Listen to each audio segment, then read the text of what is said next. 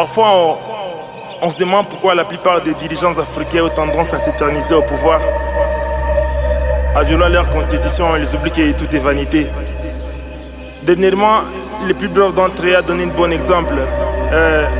J'ai l'impression que les gens qui initiaient ce qu'il a fait sont souvent culpables de n'importe quoi sur lui. Et là, on a envie de savoir ce qu'il a fait.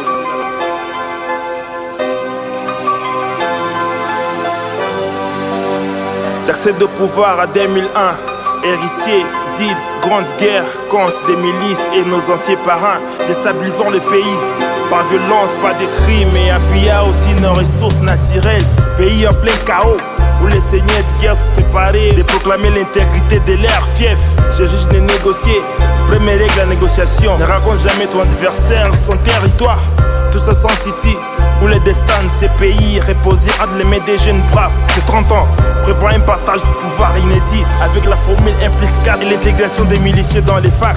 Les pays étaient pacifiés, réunifiés, son économie en plein rail pour être stabilisée.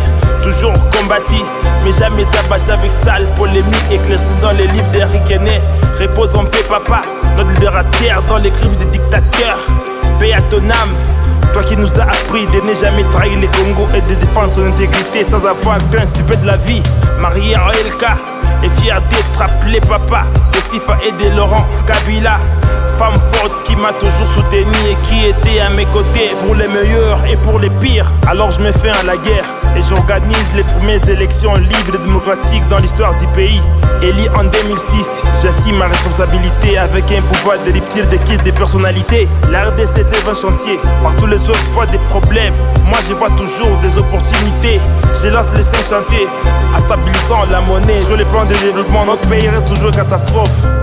Je suis pas jovial comme papa. Au cours de mon existence, je puis sortir indemne de nombreux affrontements violents grâce à mon maîtrise opportune du silence probateur. Je suis introverti, avec une attitude hermétique. C'est ça moi. Réélu en 2011, je n'ai jamais trahi mon serment. Malgré beaucoup d'obstacles, de bonnes choses ont été accomplies. Qui aurait cru que la RDC, qui était la riche du monde, pouvait encore une fois rebondir sur la scène internationale? Qui aurait cru que les budgets de l'État, qui était de 23 millions en 1960, aurait passé à 4 millions en 2007? Héritier d'un pays surendetté, avec 150% de PIB, de nos jours, elle n'est plus qu'à 15. 23 000 km de routes sont réhabilités et permettant la navigation du territoire national, l'amélioration de la navigation sur le fleuve Congo et l'acquisition des locomotives à la CNCC, la souveraineté nationale, l'indépendance de notre pays, la dignité de notre peuple, 3 choses qui n'ont pas de prix. La RDC ne donne pas de leçons à d'autres nations. Il n'est pas disposé à en recevoir des personnes. L'instauration de l'état de droit et l'organisation pour la 13e fois des élections libres, démocratiques et transparentes. En respectant mon serment, je nomme alors mon dauphin qui représentera les FCC aux élections. Financé par les fonds propres du gouvernement de la RDC, sans appui ni aide venant de l'extérieur. Avec une démocratie croissante, suite à une alternance historique au sommet de l'État. Mon mandat se termine au moment où s'enracine la vision des Congo libres et démocratiques.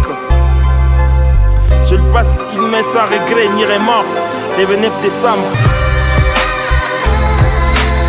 Et je vous remercie. Et là maintenant, c'est nous qui te remercions.